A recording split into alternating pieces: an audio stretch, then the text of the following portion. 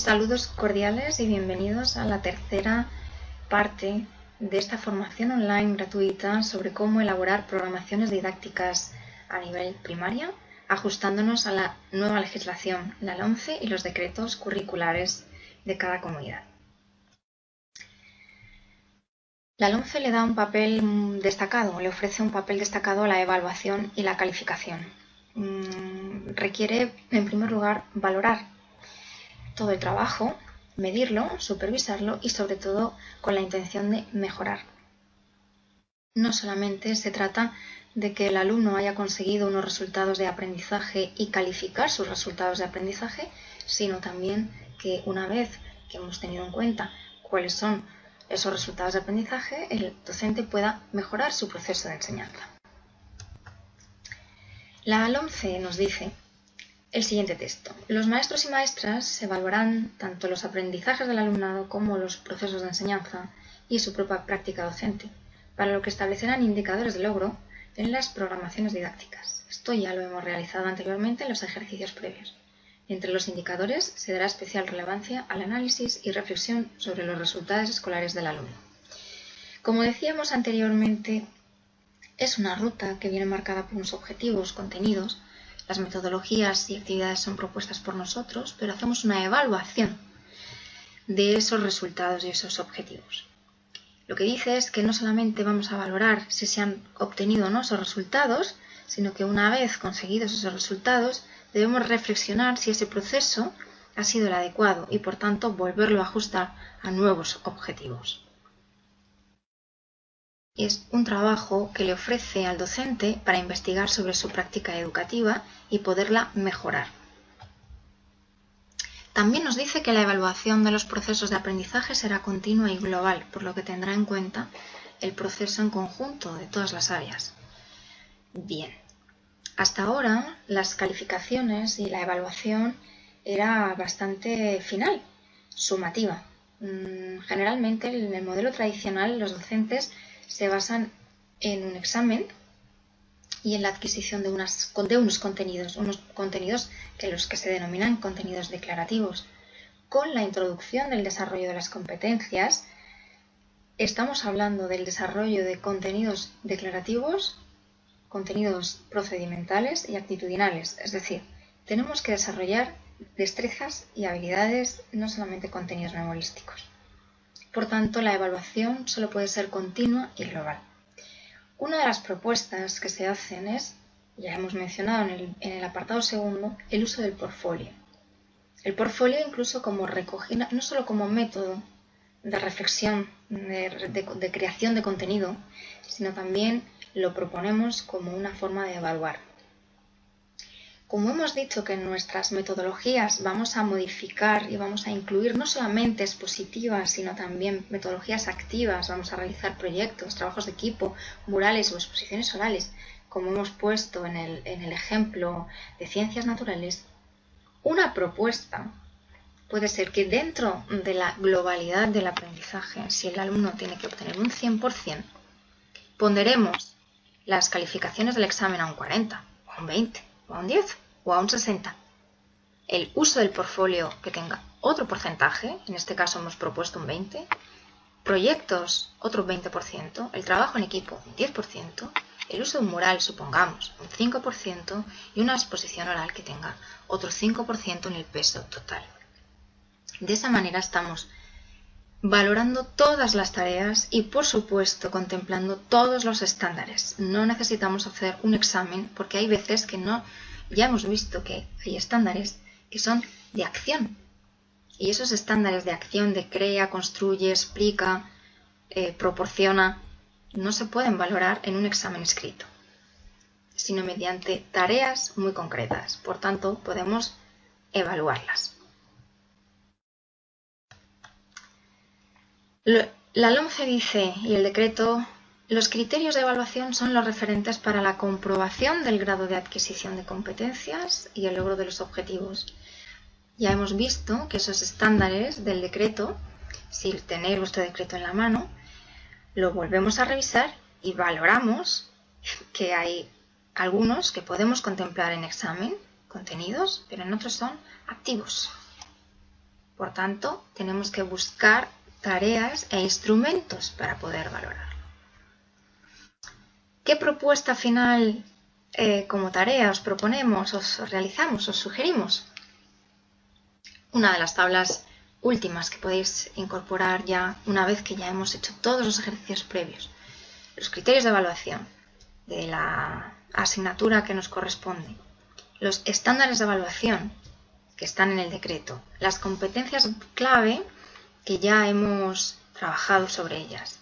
Además, hemos incorporado los objetivos de etapa, porque vamos a trabajar determinadas metodologías, los contenidos, cuáles van a ser las tareas y los instrumentos para calificar. ¿Cuál va a ser el instrumento donde voy a evaluar un examen, un registro de observación, una rúbrica? ¿Qué calificación voy a tener para esta tarea? ¿Cuál es el mínimo exigible? Pues así con cada uno de los criterios y cada uno de los estándares. De tal manera que en una sola tabla tenemos prácticamente construida nuestra programación didáctica. Esta es la última tarea que os proponemos para realizar la programación didáctica. Sin embargo, vamos a avanzar un poquito más en la elaboración y construcción de rúbricas, si no las conocéis. Aquellos que las conozcáis, podéis dar por finalizada esta instrucción online o asesoramiento para la elaboración de programaciones didácticas para el desarrollo de las competencias básicas. Muchas gracias. Para aquellos que deseéis profundizar en la elaboración de rúbricas, seguimos avanzando. También dice que la LOMCE que se deben establecer medidas adecuadas que faciliten las necesidades específicas de los alumnos. Por tanto, si nosotros incorporamos sistemas educativos versátiles, es decir, un proyecto, una exposición, un mural, un portfolio, un cuaderno, etc., y lo contemplamos de manera ponderada con sus pesos correspondientes de la calificación final, estamos adaptándonos a las distintas necesidades y a la diversidad de nuestros alumnos, lo que nos resultará mucho más fácil. Por último, y esto le interesa mucho no solamente al docente, sino también a los directores de centros, dentro de su autonomía pedagógica que les garantiza el derecho a una evaluación objetiva, ¿cómo podemos realizar una evaluación objetiva que además debemos guardar y custodiar durante un tiempo? Por supuesto, podemos incorporar exámenes objetivos. No me refiero a una prueba objetiva tipo test, sino exámenes donde podamos calificar y evaluar el contenido de los mismos. Recordemos que no solamente debemos evaluar contenidos declarativos, sino también procedimentales y actitudinales. Por eso es tan importante incorporar métodos activos, tareas activas, y para ellos son muy útiles las rúbricas o matrices de valoración de cada una de las tareas. Una rúbrica. Vamos a realizar una rúbrica, por ejemplo, para una exposición. En concreto, volvemos a nuestro ejemplo habitual, Ciencias de la Naturaleza, sexto de primaria, bloque quinto, y necesitamos saber el criterio de evaluación primero, el último estándar. El alumno reconoce y explica la importancia del uso de aplicaciones tecnológicas respetuosas con el medio ambiente. Aquí estamos desarrollando 3 competencias. Veamos si ha conseguido o no este estándar y por tanto el desarrollo de estas competencias.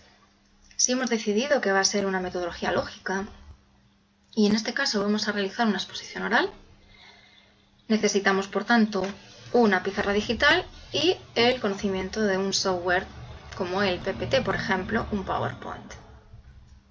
Ya hemos realizado esta tabla anteriormente. Ahora vamos a realizar la rúbrica. ¿Cómo vamos a conseguir valorar esta exposición? Anteriormente habíamos dicho que la exposición oral va a tener un peso del 5%. Por tanto, tiene que tener una calificación. Una rúbrica es exactamente esto, una matriz de valoración. En la parte de la izquierda tenemos los indicadores y del 0 al 3 vamos teniendo los niveles de dominio. Os recomendamos para aquellos que estáis iniciándoos en rúbricas que la puntuación sea del 0 al 3 o del 0 al 4, o siempre partiendo del 0, porque si no la hora de hacer la calificación y ponderación final es distinta. Veamos la presentación oral, la exposición oral. Vamos a tener dos aspectos en cuenta. Por un lado, la presentación del alumno y por otro lado, el contenido de la presentación. En la presentación, los dos indicadores son la terminología y la coherencia. Bien. Si ha sido un vocabulario pobre, el alumno obtendrá un 0.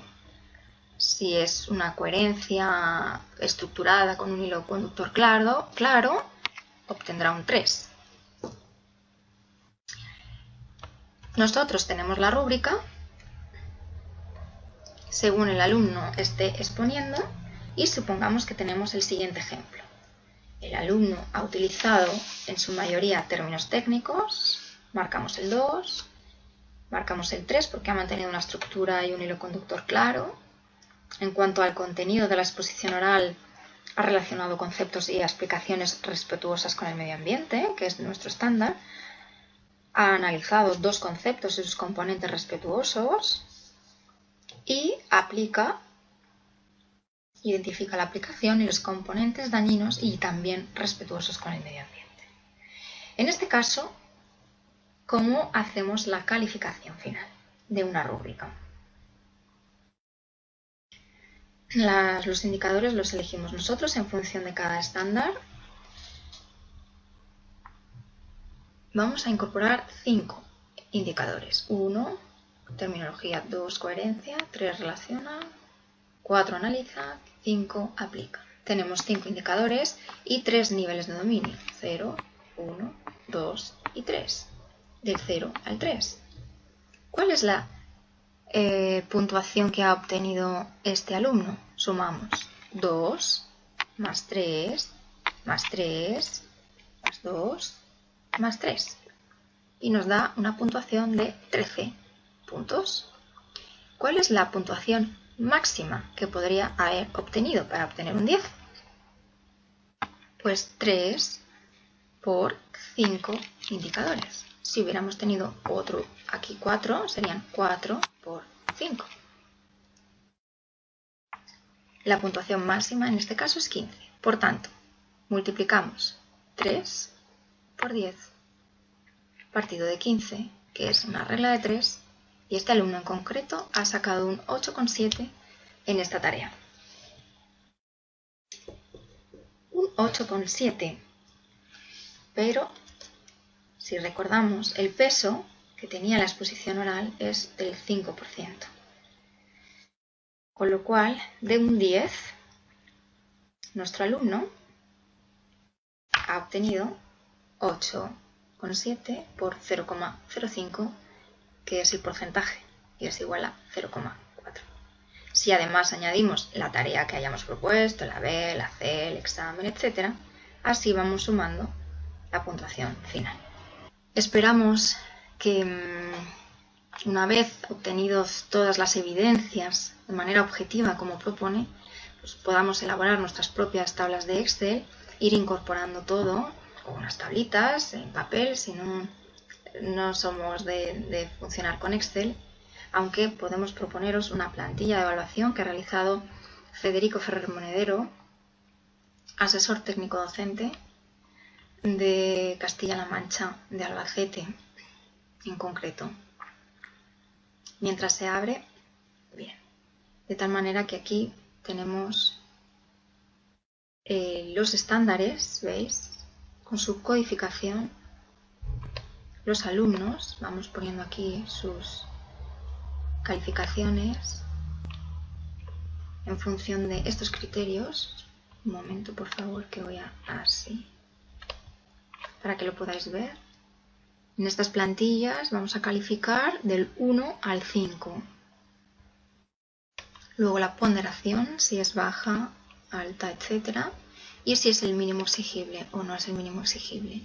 Y aquí pues vamos marcando con cruces si este estándar pues, corresponde a esta competencia o a la siguiente, o a la siguiente, y así sucesivamente. Esta es una manera más de trabajar mediante Excel. Y así poder recoger de manera evidencias de una manera objetiva. Bien, pues hasta aquí hemos podido desarrollar. Esperamos que haya sido lo más instructivo posible, que os hayáis detenido en cada una de las actividades de manera progresiva. No es necesario entregarlo todo, sino hemos ido haciendo pasos para finalizar con unas tablas lo más globales posibles. Que vuestra programación sea concreta, no sea demasiado extensa, pero sea clara y sobre todo que podáis conseguirla llegar a la práctica. Si tenéis cualquier duda podéis contactar con nosotros en info@pedagogiaparalexito.com. Muchas gracias por habernos atendido durante todo este tiempo. Un saludo a todos y mucha suerte en vuestra práctica docente. Hasta pronto.